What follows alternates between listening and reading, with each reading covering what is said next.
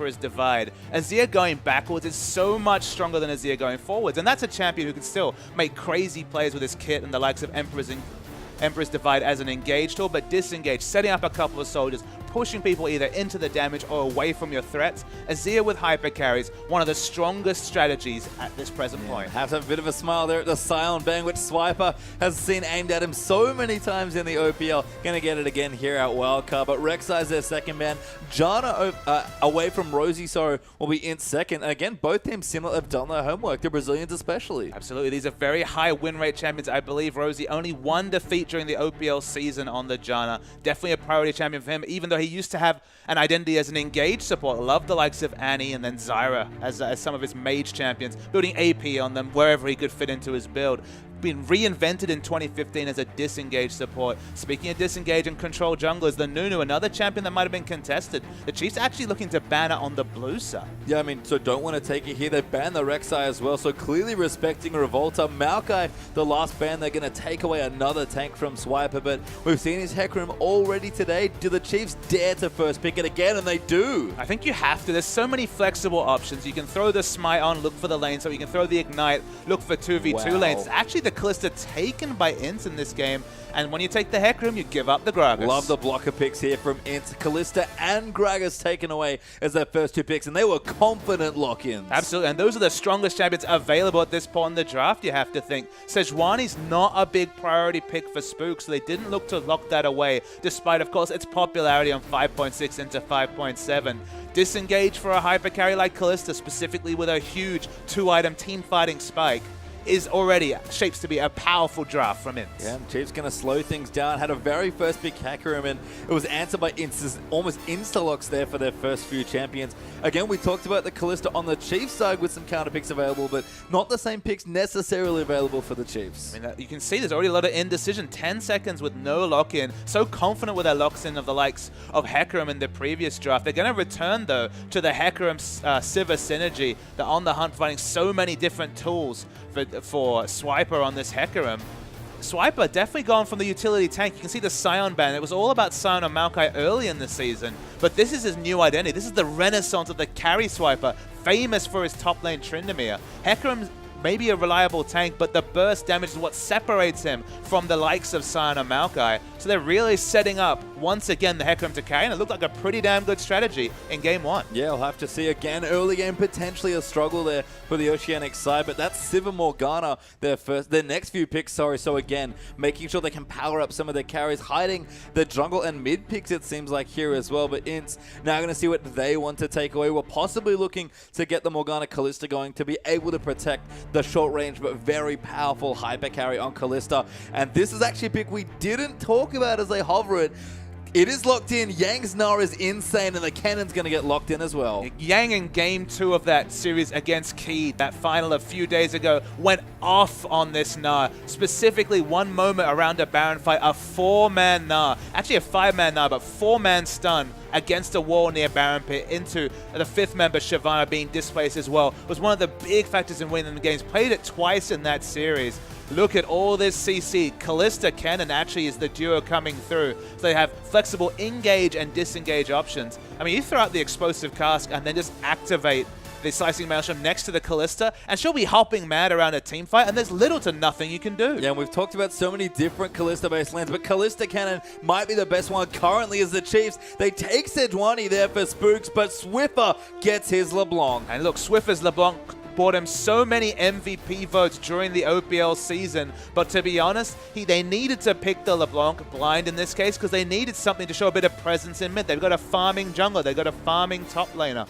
They're not looking necessarily for lane strength at this point. Sivir's been largely found out in terms of 2v2 laning. Will do fine against the Kalista, but it's not certainly an ideal matchup. They need LeBlanc to be so respected this game that it will force INTZ to really react around mid lane and distract the fact that they want the Hecarim and the Sejuani to farm up. INTZ thinking of a lot of different identities when it came to either punishing the LeBlanc or looking for a split farming option. They considered the Twisted Fate, which would have been definitely not the cleanest 1v1 lane matchup, definitely a lot of downside potential, but look like they're going for a much safer option. In fact, it'll be the reverse of the matchup, I believe, from game 1. Yeah, I mean, we've seen this already today. Orianna looked just fine into the LeBlanc, and that is the lock-in there for INTZ as their final pick over to Tockers. So again, the Chiefs, I kind of look down the line. The first thing I see is this top lane matchup and thinking, with that smite especially, Swiper wants to get the hell out of that 1v1. I mean, lane swap will definitely be the story of the day when it comes to the Hecarim. Can exit lane so happily. The jungle follows obviously blazingly fast when you have the double smite coming through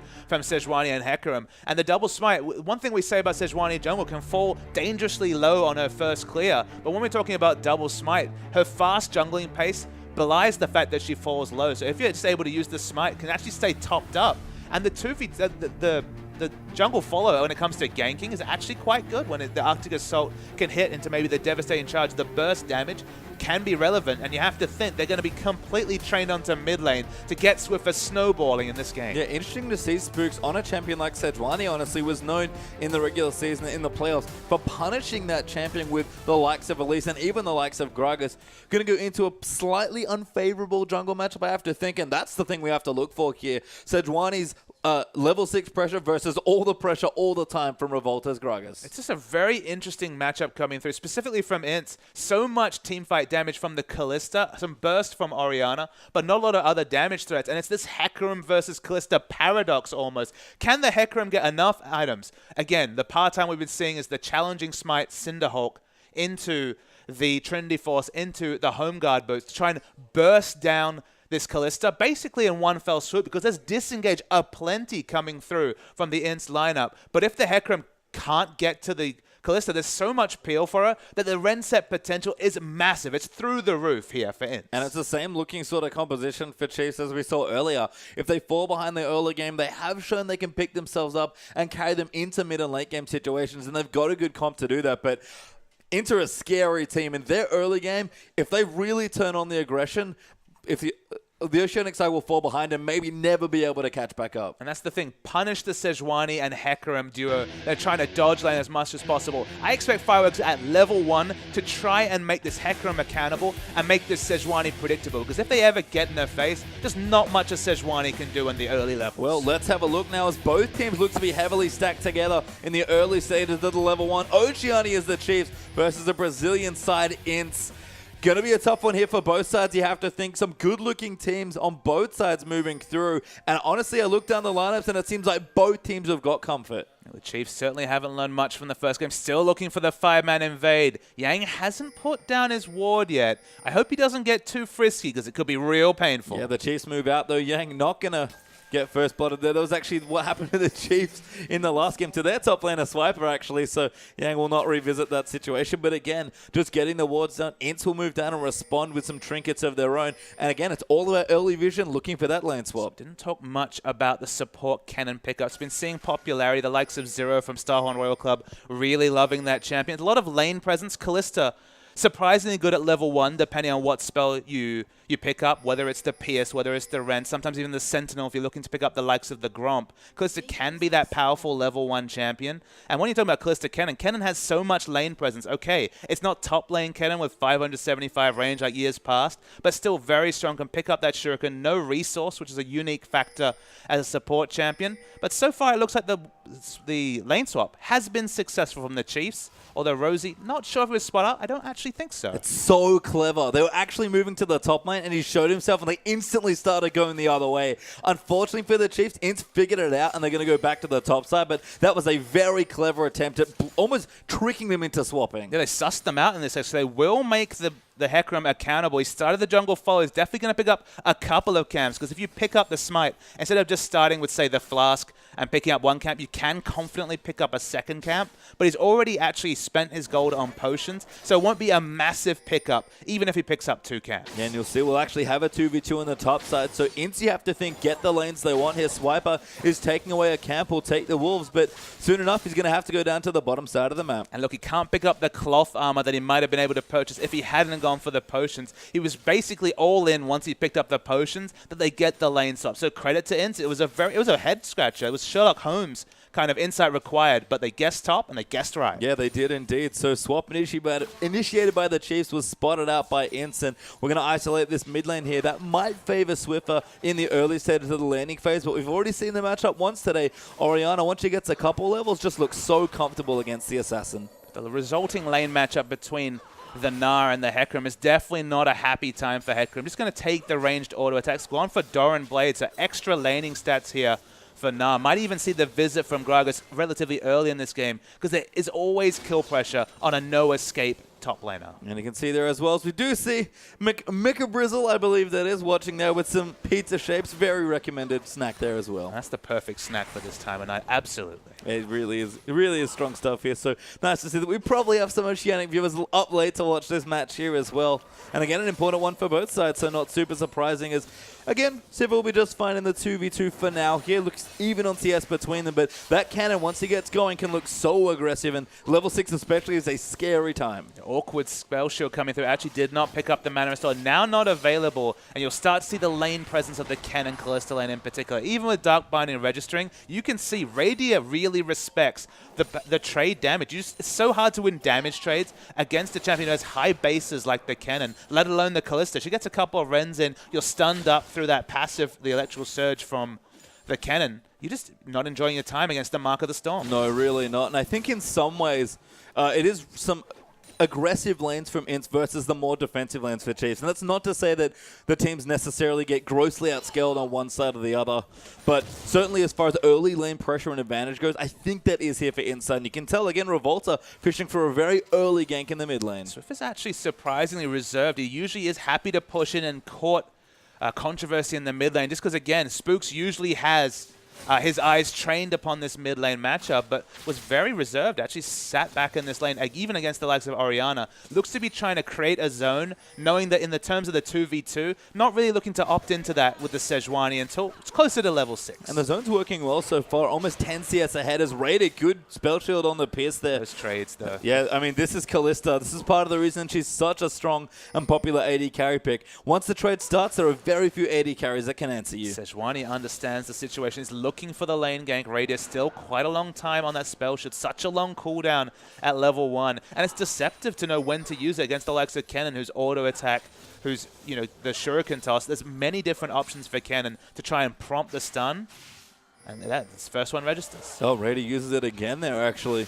Going to take a bit of harass as a result. Spooks sticky around, maybe trying to bait them in here, but pretty healthy other dual lane from INTZ here, so not going to bite it off quite yet, and pretty hard to pin someone down. It's still 3v2 on the top side. Jungler firmly in the bottom there for INTZ, and Chiefs are waiting patiently for this gank. They're really looking for Kennen to step away from the minion life so they can hit the Dark Binding. They preferably, of course, want to hit it onto the Kalista, but this is so much patience from Spooks to spot it out. Sentinel does spot them. The Q comes in, but it will miss there. Binding going wide there as well, and Sejuani waits, but that's a misfire. What a prediction coming through. There was, I mean, it was such a long bluff. I thought for sure the Kalista would just seed it, but it's one of those cases where you can throw out the Sentinel. There's such a low mana cost that why not just check the brush? It's always the big conundrum, but such safe to do it from range and doesn't get punished. Brady has to be careful. Good binding from Rosie keeps him safe as the bind goes through as well. Rosie with the ignite actually might chase him for the kill. Jockster going to get low, but will not fall down. It was an auto attack, maybe 2 auto attacks away from death, but is able to stay in lane, has some potions to pop, and the Kalista not being punished just yet. But finally, a little bit of breathing room for the duo here from the Oceanic representative. So they'll push the lane and probably go back, but a good answer there from Revolta. Takes the early dragon, and Swiffer going to try and chase him down, but he's already over the top. Swiffer keep going to go in, going to try and find the chain onto Yang. Does grab it, but can't keep going. Honestly, just using his mana pool there, wasn't going to be able to instantly DPS down the tanky Gnar in Mega Gnar form of all things. This is bought time for Hecarim to farm, especially in a 1v1 matchup with Smite, and it's been forced to stay accountable in a 1v1 matchup with no jungle pressure. Keeping even is actually very good for Swiper, but they eat the dragon through from INTZ just because they spent just too much time in the top lane. So punish for that rotation with Spooks. An aggressive ward there by Tucker's put down as well, roaming pretty deep into the enemy jungle on the blue side just to get it down, but that's a great bit of information. We'll spot Sejuani moving up that side towards the lane, or even just towards the wolf camp. But the warding in general is wonderful. Even though it's early in the game, we don't see sight stones being completed just yet.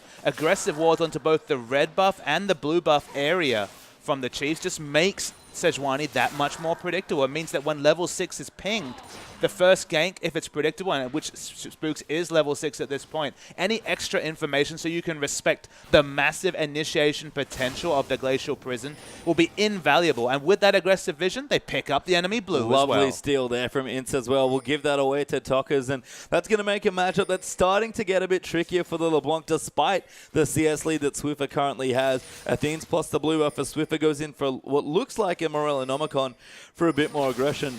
All of a sudden, Orianna just almost untouchable now in the mid lane. And look, high-level League of Legends can sometimes feel like a chess game, but the first piece, the first move was made, just getting that aggressive vision in to make the Sejuani predictable, but it also opened up the steal, and Spooks. Oh, does dodge the ultimate there by Tockers. Good Arctica sold out, sort of predicts the shockwave to come in and just cues our way. Didn't even need to use the flash. So INTZ went for the engage, couldn't get it. Now the shockwave's on cooldown. Now you really don't want to overextend if you're the Orianna. Just wants to push in this wave as much as possible, but Swiffer probably going to use his health bar to stop this from hitting turret and just trying to create as many zones as possible in mid. It's only bought him a 10 CS advantage, but purely this is from smart laning by Swiffer. And all of the smart lanings actually bought Chiefs a 700 gold lead or 600 gold lead in the early stages, pretty much purely just from farming. All right, INTZ do have a dragon, so there's an advantage there to bounce it out as well. But we talked about the comps and the Chiefs wanting to scale a bit more. Fate's Call, though, going to get used in Raiden with a wonderful spell shield. Still gets stunned, though, cannon as he gets nailed. And now the Pierce comes through as Rosie looking to go in there. Tries to move them out of the way. Great boomerang blade there for the trade. But Rosie now in trouble, gets chased down. But Swiffer gets first blood solo in the mid lane. Nope, Spooks was there to help him. Yeah, Spooks was there. You can see the Glacial Prison's on cooldown. So that's the big engage kill coming through from the Spooks and Swiffer duo that have been together for so long on multiple top competitive lineups. They get the Orianna quite confidently. Look at this. They're so aggressive under turret, but they understand their damage output perfectly. Swiffer takes him down. The control mage was getting through the lane. Caught out. That was a mistake. Uses the heal. Goes down to Rosie. Backing in an awkward spot as Jockster comes in, but Radier takes the free mana and cannon. He can't go in. A good flash from Radier as Revolta is coming as well, but he eats the binding. Teleport coming through for Swiper. Ulti moves in there for the onslaught of Chatters. Revolta will go down to Radier. Jockster can't get the trade kill, getting chased down now as well. Radier gonna get low, has to dodge out, will go down to the cannon, but cannon will fall as well, and Swiper gets that one. The summoner spell usage was the big highlight there, the early heal to get through this sustain, and then the flash was majestic to stop the explosive cast from pushing him towards the cannon, and then the teleport. Remember, Yang actually has teleport available and did not elect to use it, and the big kill came through for the Hecarim. And I talked about it a little bit, the laning phase being slow played somewhat by the Chiefs due to the scaling and the timing they need to wait for big ultimates to come through. But all of a sudden, it explodes across the rift here. 4-1 now up for the Chiefs, and that dragon's coming back in just under 2 minutes. And I feel like some of the confidence there, as we're going to see the replay. Watch this flash, just beautiful. I believe the damage does register, but the re-engage, the teleport comes through early. Nah has the option to come in, doesn't take it. Radier falls low, but this is a support cannon. Don't have to respect, especially the slicing maelstrom damage a lot. The last auto attack awkwardly does take out Radier, but if you're going to pass the kill credit to anyone in this lineup, there's only one really strong late game champion on the Chiefs, and that's Hecarim. It is the Hecarim here as Swiffer gets a bit of damage done onto the pink ward. Now has the blue buff there as well. Is going to come back here as Spooks is actually waiting, hoping to bait someone in. Wonderful LeBlanc mechanics, clears out the wards, and again, the next big pressure point is this dragon up in a minute 10. So the solo kill and 15 CS is the advantage in mid. Wants to keep zoning out the Orianna because there will be that late game item timing, specifically the Athenes into the Death Cap, where Orianna will be able to do so much shielding for particularly the Callista. The Callista herself was punished for her back timing, but CS-wise is doing very well. Building towards the Bloodthirster. Gets a solo kill again with the help of Spooks. I gotta stop calling it a solo kill. Swiffer gonna go back in. Swiper looking for it. No ulti, but just bumps Yang into the wall. But Meganar is gonna come through. They'll back away as a result. And Spooks lives on a sliver of health and another kill onto Ori. We said it so many times during the OPL season about Swiffer and Spooks synergy. Jockster ults. Fate's Call in there. Radiant does have the black shield on him, but the stuns will come through. Second stun moving in as Rosie tries to find it, but Macau does get the kill there as Callista's picking up kills is what I meant. Rosie and Radier just obviously not on the same wavelength. Rosie walked out exact opposite way. Didn't walk with the carry. No black shield to pass on to Siva. And just falls down for free in that engage. So I have to wonder about the communication between the very practiced bottom lane. Yeah, I think so as well. As Swiper pushing now on the top side as well. Ninja Turbine plus the Cinderhawk already completed with the Skirmisher's Saber firmly in the inventory. Tower looking to go down here. Dragon is back alive and INTZ are positioned on top of it. Sorry to correct you, but I actually went for the Ninja Tabby early, so it doesn't have the Cinderhawk yet. Working towards the item, has the Skirmisher's Saber completed, but not quite the big power spike coming through. There is the Skirmisher's Saber. That still makes him very happy at diving onto enemy carries. Yep, looking good so far, but INTZ again on top of their second Dragon. The Chiefs might look to fight as Rosie and Spooks are in the area, but just a couple Ren stacks coming in. It's going to be a very tricky steal, and if the Chiefs can't have an outright fight, they're probably not going to go for it, and INTZ do get their second Dragon. So first, now second Dragon goes through to INTZ. They need to really make them accountable for this third Dragon that they have an exact timer for in 6 minutes' time. By then, Hecarim might be really building towards his item. Now does have the Cinderhawk you mentioned. Will be close to at least the Phage or Sheen, but definitely not the Trinity Force by the time the next Dragon comes. They really need to comp around it, though. As we've already seen, you move towards that third Dragon, suddenly the game just gets that much more difficult because you have so many extra factors to consider if you're the Chiefs. Yeah, so a 3,000 gold lead plus a turret up there for the Chiefs versus the two Dragons of INTZ. Again, that Dragon certainly pays off in the later stages of the game because it doesn't give you gold, just the stacking buff. So we'll see what happens in the next 5 to 6 minutes or so. But right now, Swiper just holding the wave under his turret because Swiffer is rejoining back in the top, but Yang is already backed off. Yeah, it just has to back away. There's no reason to be overextended now that Swiffer's not being seen on the map as Orianna. There's two good pink wards in the area combined to just the one fairly defensive pink ward coming through from Orianna, but still not able to get any kill credit. For the jungle matchup that we actually featured earlier in the game, Revolta certainly not making lanes pay, but has answered all the aggression from the Chiefs with this Dragon stack. And so it'll be interesting to see if that's enough, because the lanes for Chiefs, they're winning. It's a 3,400 gold lead. That's really big for 14 minutes. Swiffer especially putting up a nice performance so far on the LeBlanc. Currently up 2-0, goes back and gets a needlessly large rod, so going to look to turn on more aggression. Rosie has to be careful, though. And again, the Cannon Callisto lane, we talked about it, it is deadly. It is deadly, and you can see Radier has to respect the damage potential coming through. The CC as well. He's already been caught out a few times preemptively spell shielding. The moment that spell shield is used, he basically has to seed lane. He has to exit lane until he has it available again. So he just basically is really picking his engages carefully. Good bind lands there. Spooks is here as well. Knockup moves in, but the Fate's Call's going to come in. Spooks lines up the ulti, hits onto Macau. Rady going to dive in as Joxer defensively ults. The Boomerang Blade almost enough from Siva, but Callista lives on a sliver of health. On a sliver of health, but neither member is healthy enough to help fight for this turret. So taking down the turret, maybe that will be the first step towards securing this third dragon, which will spawn soon. Their first dragon, of course. Revolta pays attention to top, but with the Onslaught of Shadows available, still very safe, the Hecarim. Yeah, Swiper just pops Izzy and runs back down the lane. 2-0 now up in turrets for Chiefs and starting to mount up towards that mid-game snowball that we talked about. This is how they like to play. They've had much slower early games in general, I have to say, kind of falling back away from what was once a very aggressive lineup, but their mid-game presence is always the same. Get your deep wards down, start taking turrets, and take over the map. And it's much like the Bangkok Titans in the previous game, of course. They have the mid-game lineup. That's signified by the LeBlanc in mid lane. You look down this lineup, you think of a balanced 5v5 in the late game. How is LeBlanc realistically going to get through all the disengage and CC that's put on by INTZ? You can see a point where LeBlanc becomes less teamfight relevant. So the only way to make her relevant in the mid to late game is get a ward supremacy, force fights on your own terms, get picks. And the only way to do that is to really clamp down on vision. It's why you see a lot of pink wards towards the dragon. But those pink wards are only relevant if they can actually use them to force this next dragon or get some picks around it. Otherwise, they're just standing gold for what will be eventually a very strong late game for INTZ. And it bridges the Hecarim so nicely as well. Swiper building up towards his next major item. Whether that's tankiness, whether that's the Trinity Force that he wants to pick up, we'll have to see. But Raider has gone back. He's picked up his Infinity Edge. Macau still working on the Bloodthirster, but will be there soon as Revolta pops down to the bottom lane and 3-man strong. They take the bottom turret. They take their first outer turret of this game. The item timing still waiting for on INTZ. Given that they really rely on the Callisto for early game damage, the Hurricane is going to be the big power spike you'd have to think. The Bloodthirster for laning is completed at this point, so we'll still be very strong in the 1v1 matchup against the Siva, but it's only when the attack speed item is completed that's a really big call. Now, that's the second time it's happened to me today. A Swiper in the top side, actually.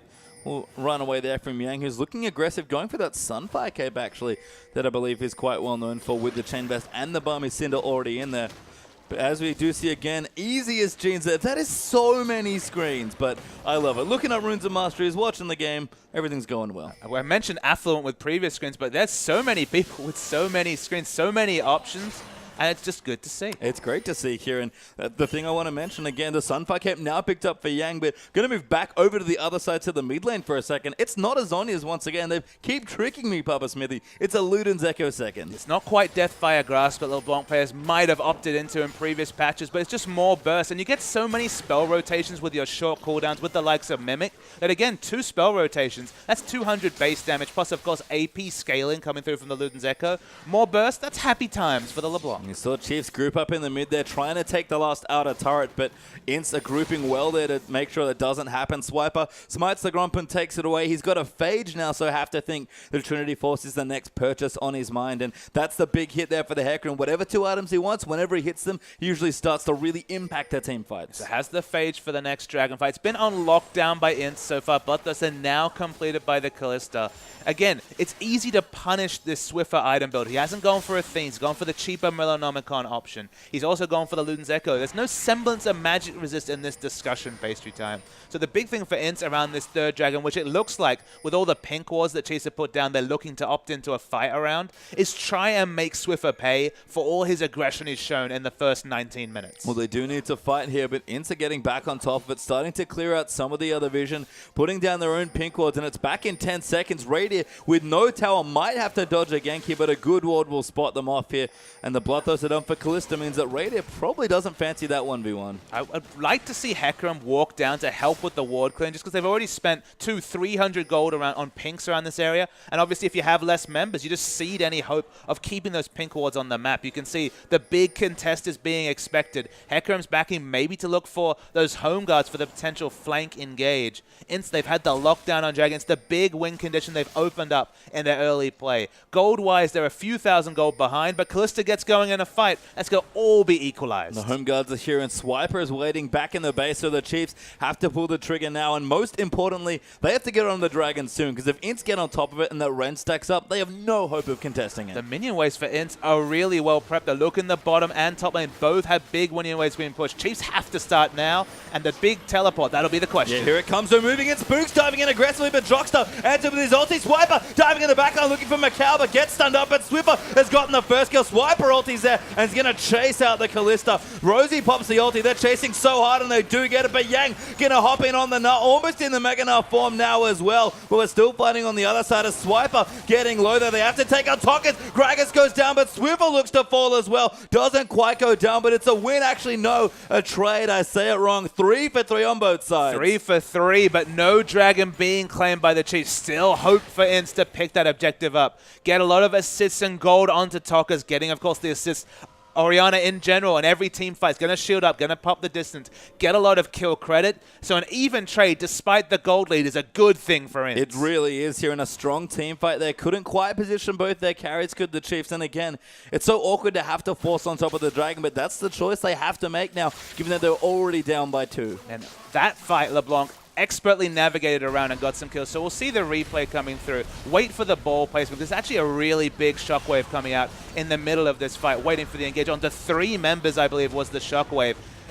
Macau found a really good spot to auto attack, but then it was just punished by Swiffer because he started to kite backwards towards the bottom of the map. The fight continued at this point. It will eventually be the even trade. Swiffer even gets a second Luden's Echo proc. They thought they got the kill, but it was, of course, the clone in that situation. They rush straight back to the Dragon, but some of the big ultimates are not available. Rosie's got a pick though, and Swiffer takes it out. Now Spook's going to dive in onto Revolta. Rosie will clear the pink waters. Yang going to look in, but he's got no rage so far, and the Chiefs on top of the Dragon do take it away. And when you have ward supremacy, you see the power of LeBlanc. One of the big things to consider, her ult so frequently available when you go for that CDR build. Everyone on INTZ was waiting for those ults. Now finally up, but doesn't matter. The objective is taken by Chiefs. Yeah, and this LeBlanc is massive. 5-0-1 for Swiffer right now. Luden's Echo and Melanomicon and a INTZ large rod. The tower will fall, giving Chiefs a bit more gold. As Revolta going to get dove on. Massive damage there from LeBlanc. As Spooks goes in, finds the ulti onto Tokkis. Swiper going to dive in there as well. The shockwave, though, going to take out Spooks. Spooks as Yang hops away, but Swiffer wants more blood, dives in again,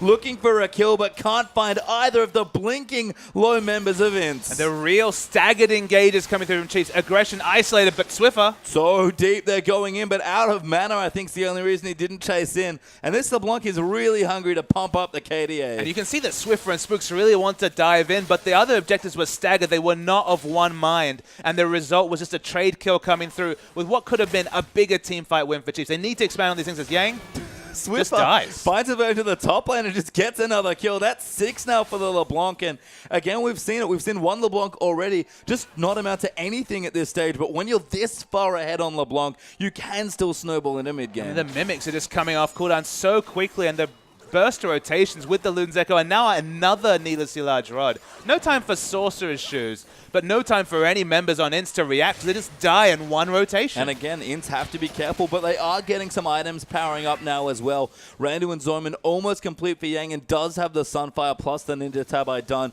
2 items now done for Tokkers at a very strong pace, and as even the CS back up in that lane nicely, so the Deathcap and the Athenes are looking good. The Bloodthirsted for Macau might be the biggest thing, but he is going back to shop and does almost have enough for the Hurricane. But crucially, the Hurricane's going to come in pretty late. It's looking like a 26, 27-minute Hurricane. The 2-item Power Spike will start to get outscaled when armor is purchased. Hecarim's already fit in some cost-effective armor, so not rushing purely for the Trinity Force. Might feel that he already has a burst friend in Swiffer that doesn't necessarily need. Yeah, almost goes down. That's the tanky Null with no MR, but a good stack of health getting chunked out massively by the LeBlanc. And he sees Swiffer's inventory there. He's not interested in any sort of defensive item. He's going for a Deathcap third. That's why I quite like the fact that they're not rushing the Trinity Force. Get a bit of armor, stop the potential for the Renset.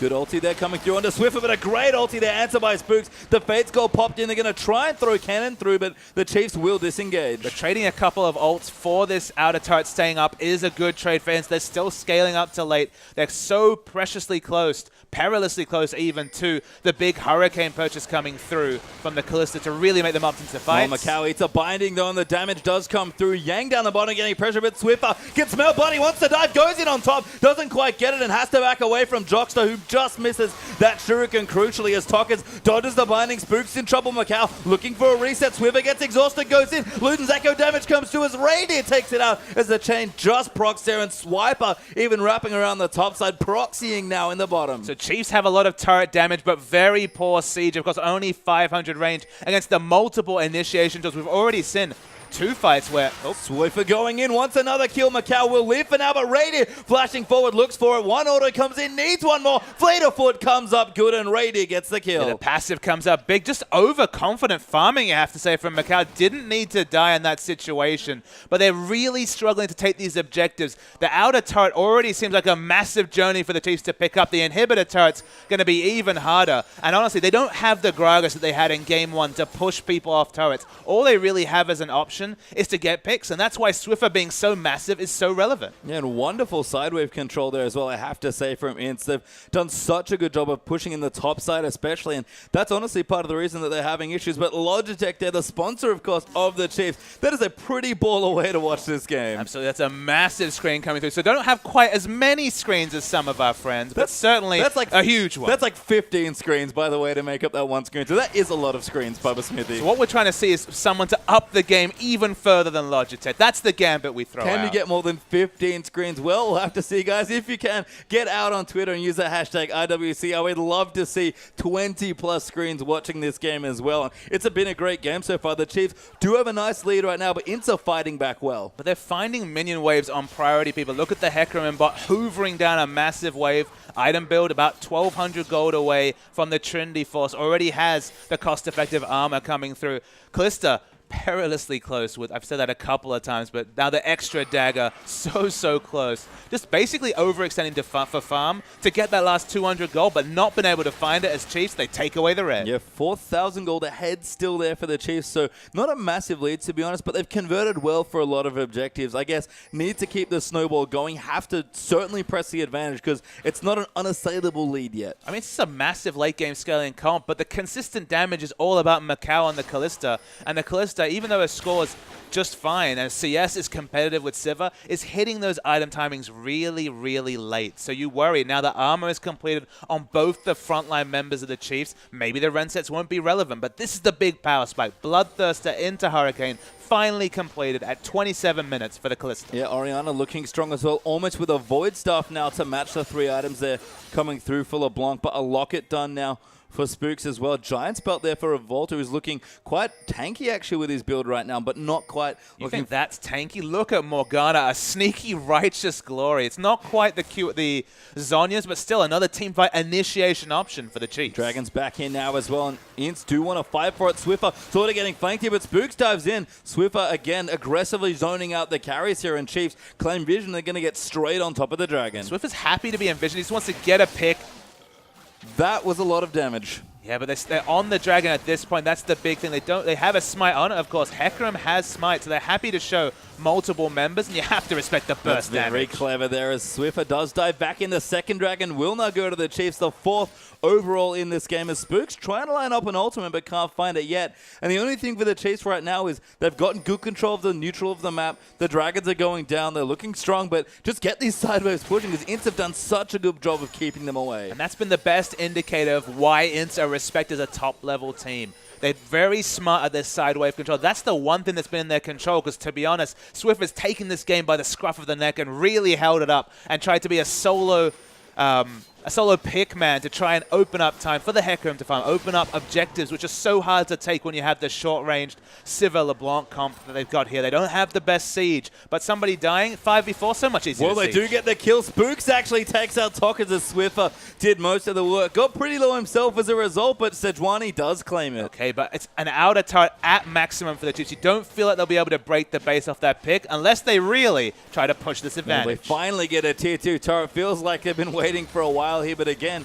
Ints have kept them out for quite a long time here, and Swiffer will either pierce that good black shield though from Rosie will keep him safe from any follow-up damage that might come through. And he'll get away. Not quite level 16 yet, crucially. That's a big hitting point here for this LeBlanc. But everybody else on Ints powering up at Swiper. Maybe he's the one to watch next for the Chiefs, because that Trinity Force cannot be far away. So this is what happened off your screen. Tokker's got really DPS'd out, and the ultimate... The flash and the ultimate to cancel the animation. Probably wasn't sure if the Ori had the flash of her own, but picks up the kill. Bit of a secure there coming for Spooks, but no follow-up damage there coming in as Revolta gets out Teleport. from under a binding, but Swiper coming in now. Yang's going to answer, but Swiper going in massive, gets onto Macau. They dive in and get the kill onto Kalista. Jockstar goes down almost instantly, and Yang trying to find something in Mega now, but even he can't last too long. Does hop over the wall. Spooks will follow him though, and now Rosie going to look for a binding. Swiffer can claim blood there as Rady gets chunked up by Orianna. Rosie chasing in as Yang gnaws them away. They're still chasing in now when Mindy now gets some speed out from the Hyper, but Swiffer going in there, closing the gap, looks for the snipe, doesn't get it. Yang getting low and will finally go down. So they get the 4th kill, but already we have a respawn coming through for Minz. They'll keep wave clearing in this game. They need to pick up a big objective to start tipping this game that they've already set up so well in the first 30 minutes with a kind of unassailable lead. Still 8,000 health. It's a very healthy Baron. They need to get this flank onto Tokkers. Good zoning though from Swiffer, keeping them out of the pit, but the Baron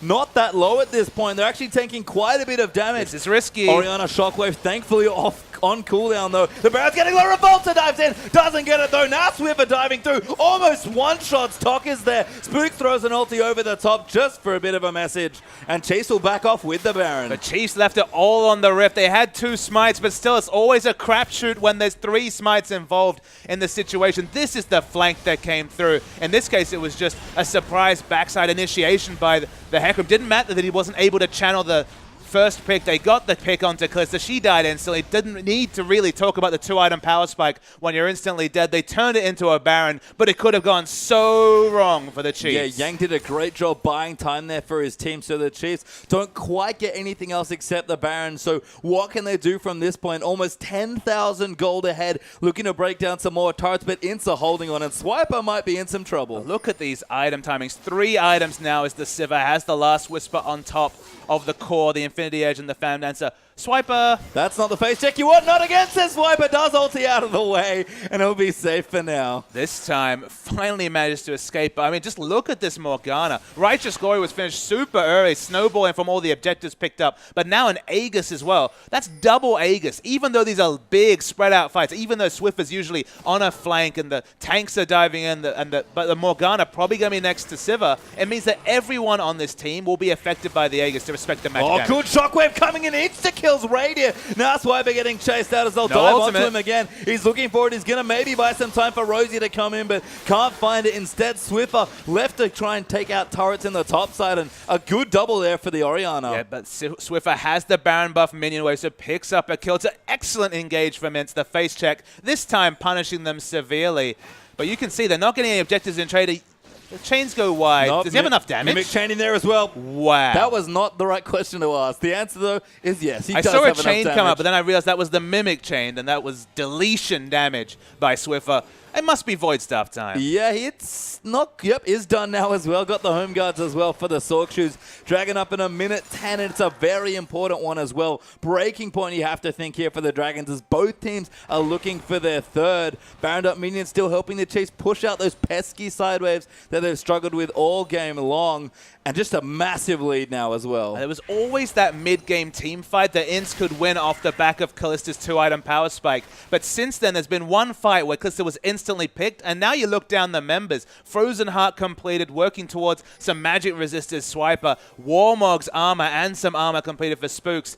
How are you going to push those Ren stacks? How are you going to kill that first tank and get any sort of reset unless another pick is engineered? INTZ have shown great proficiency at getting picks. Almost killed Hecarim once, then got the double kill. Need to do it again. Oh, but so much aggression now. Even Rosie popping his Righteous Glory, going to get a flash out of the Orianna as a result. And the Chiefs, I like this play, not going straight to the Dragon yet and setting out, want to push out the waves first and try and get a kill. They don't have the Baron buff anymore, so they don't have the free siege button of those Baron buff minions coming through. In fact, no, yep, they definitely don't still have it. The Dragons soon, but they're just looking to poke and take a turret. That's been their game plan for the last 20 minutes. Yeah, and you can see Orianna doing some nice things, positioning the ball forward to try and take out the minion waves, and the Chiefs do back away, realize that we can't really siege here, we need the Baron, so instead, let's take our other win condition, and that's trying to get the 5 Dragons. I mean, the other win condition, or the other thing to consider is, again, the waves not really working out for them, still pushing against the one part of the game that the Chiefs haven't got a handle on this game, and INTZ has looked a level above the Chiefs in minion wave control. They really have, and a great solo from Swiper, though, looks to get them the Dragon. Again, very creative use of that second smite, and Swiper taking maybe a little while longer, but the Chiefs are ensuring it's a very safe solo. And look, it's quite a deceptive thing, and we talk about minion waves, we don't really examine them. All I can say is that if the Chiefs lose this game, you can look to the 35-minute mark, the 30-minute mark, all these times where they get a pick and can't get the big fell swoop of, say, 2 turrets and a massive objective. If they only get the minimum, there's always the chance that INTZ get to item timings and can power down a fight, and because they've consistently had those waves prepped, they'll be the ones to get 3 turrets, maybe break an inhibitor, because the death timers get long enough. If the waves are in the right spot, you can get so many objectives. And the Chiefs, they've won multiple fights in a row, but they haven't broken the base. They've got the Baron, but they haven't broken the base. That's what the Chiefs need to do, and they haven't shown they can do it. Yang, though, forced to back away. So much damage coming in, almost taking out the Gnar, and Swiffer will take a bit of poke there from the cannon, but he's back to the top side farming. But Swiffer, remember, he poked at someone with teleport, so it's definitely the minimum advantage in this case. They need to push up some wards. They have good wards around the INTZ jungle, but definitely not a complete warding information. Hecarim's trying to set up a split push in the bottom lane. Does a lot of turret damage, but Gnar's going to go answer him in the bot. And again, it's all this side wave control from INTZ that's making all this rotation from the Chiefs look quite awkward, honestly. They've got good options. They've got LeBlanc and the Hecarim that can both split push, and they can disengage well with Morgana, Sira, and Sejuani, but honestly, the execution in this stage of the game has been honestly poor from the Chiefs. INTZ have done such a great job with side lanes. And that's the crazy thing for the Chiefs, is if it keeps going like this, there's always that potential that they misfire in a fight and lose the game. So, honestly, the big question mark is, do you go for the turret dive? You have a Warmog's Locket, a Glacial Shroud, Sejuani. You've got a huge Hecarim. You have to feel if they force a fight, and at this point they can only force a fight around inhibitor turrets because basically everything else has gone down for INTZ.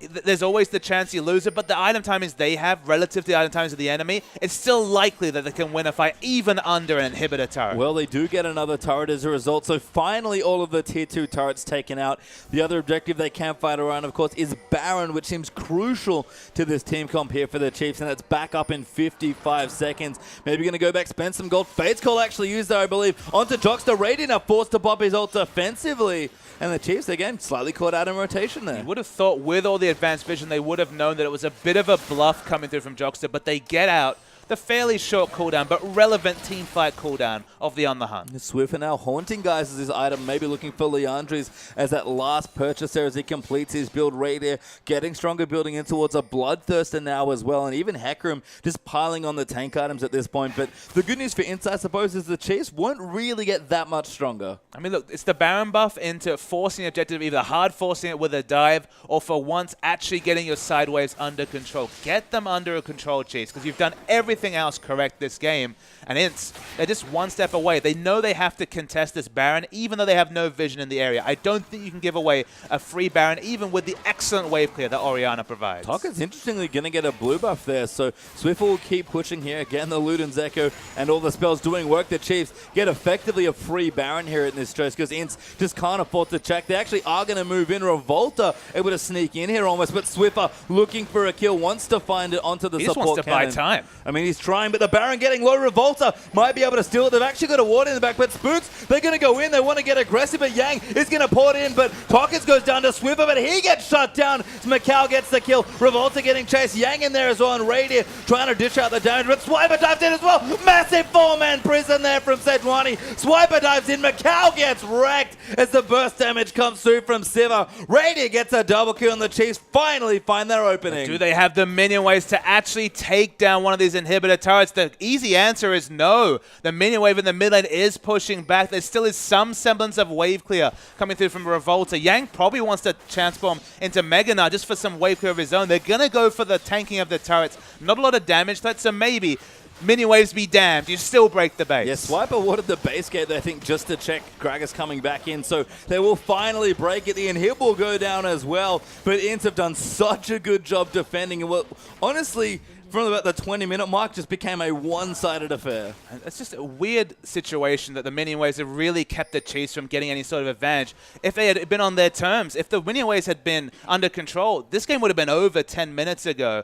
You look into the late game, can Kalista get it done? Item timings have always been, to be honest, later than the tank items coming through from the front line of Chiefs. And that's the awkward spot for Kalista, is that she's really strong with 2 items. She's really strong if the enemy front line is either weak or squishy or just behind in items, but neither of those things are true, and she has to respect her Hecarim. Speaking of respect, gets one shot there by Swiffer as a quick combo comes in. Spooks base plates the wall due to Revolta's ulti there, and now Spooks going to get chased out as well. Swiffer maybe wants it. The ulti does come through there, but a bit of poke damage comes in and a 1-for-1 trade. And the 1-for-1 is excellent for INTZ. It's the jungler, the CC tank, this very tanky Sejuani for the support cannon, who also has the shorter death timer, will be up soon. Spooks not being alive. Gotta go get those minion waves under control. I feel like I've been saying that for the last 20 minutes, but it's the only thing holding the Chiefs back from a victory. And you buy time, you misfire in a fight, and INTZ can still win. Swiffer diving in, wants to get Macau, almost takes him out with another quick combo. LeBlanc doing ridiculous damage at this stage. Might even go in for Revolta. Pops it, gets the chains down as well. Just lands on the end. Swiffer going to keep going. No, actually, dodges a couple of pieces. Still diving through, but Revolta quite tanky on the Gragas. Not sure about that tether range. Was massive. Absolutely. Felt like a Nidalee spear of tether coming through from the LeBlanc. But I mean, Chiefs just have no more ideas. This is maybe where their strategic gameplay is falling down, is that they've broken the base in top. They look at their minion waves. They're not there. They walk towards Baron. It's already been a 50-50 Baron previously. Baron would completely undo almost all their work this game because suddenly the super minions wouldn't mean much. They're working towards a 4th dragon. It's a sad state of affairs where a 5th dragon is a needed win condition given how far ahead they were this game, but honestly, it looks necessary for the Chiefs. That does look necessary, but we'll see if they can close out the game with the lead they have. And even though the gold lead will start to diminish in terms of value, even though the difference will likely stay at about the 10,000 mark for most of this game, even if INTZ do start turning it back around, when they start winning, it'll be with this deficit. That will even out eventually because people have enough gold. And even maybe scarier than that, making mistakes when the death time timers are this long and the minion wave control's been this good from INTZ, that's the real killer here for the Chiefs. And the Banshee's Veils are coming. That's one of the best items to deal with LeBlanc. Stops those big combos from being instant death combos. I mean, the Spell Shield and this, I mean, the Health and Magic Resist, to be honest, really is the most effective pickup against the LeBlanc. So, I mean, it is QSS from the Callista, but if that can turn into a Banshee at some point, they have a lot of options. Swift is looking to split push. This could be 5v4 action under the Baron. Yeah, his team's on the Baron there, so they will have to back off, but they're trying to get a turret. He's got a lot of AP. Yeah, I mean, that turret's dead now. Even no Lich Bane there, but just enough damage. The cannon creep coming in as well. Is that a Banner of Command? It is Rosie, who Banner of Commanded up the creep there on the bottom side. Is able to get the turret. Baron getting low there as the Chiefs keep forcing INTZ to fight them off. But this is much smarter from the Chiefs. Couldn't get the minion waves under control, but very smart play. And the Banner of Command actually very relevant. Yes, smart stuff there, although the ball will go in there. Has to be careful. Swiffer will find Yang, but just deletes the Gnar. Now the Baron going to get low as well, but Rosie's earning them away. Swiper diving in over the top. Spooks gets in there as well. The cannon ulti is proc there, and Swiffer going to find the support cannon and almost take him out through exhaust. The Fate's Goal keeps him alive. Spooks, though, still taking all the damage, but Macau starting to get hits on a good Zondi's there from top. Radius keeps split him from alive. the team. He's okay now, though, but Swiffer round the side gets a double kill, takes that Orianne cannon. Now Macau going to come in. Swiffer might line up a triple here and does, and that might be it here. 4 kills to 0 for the Chiefs. Yeah, 2 super minion waves push in. This should be the game, and Swiffer, one thing you can say, INTZ did their homework, banned out the Maokai, banned out the Scion, but Hecarim's looking great. You could have seen that in game 1, and Swiffer gets his LeBlanc, and it's a sight to behold. Revolta goes down as well. No, he will stay alive. Gets back to the base, but the Nexus will fall down, and the Chiefs will beat INTZ. They're 2-0 now in the tournament. And what a performance from Swiffer in the mid lane. LeBlanc on patch 5.6, 5.7. You can see Swiper giving a big hug. This game was all about Swiffer. Equalized the fact that it was patch 5.7 LeBlanc and the tank meta. We always say, if you're going to pick LeBlanc on this patch, Pastry Time, you need to make it happen. You need to get the solo kills. You need to make the pressure. And he did it all. That was all on the back of Swiffer. He really did. And a wonderful looking game there for the Chiefs, taking out one of the toughest looking teams here at the tournament. But we can look towards the later stages of that game, and we kept talking about the minion wave control, struggling to close it out. And especially in a longer series, if they are looking towards the playoff section of the tournament, they can't afford games to drag out that long. You have to feel like in their first series, they showed an exploitable weakness at the level 1, falling behind another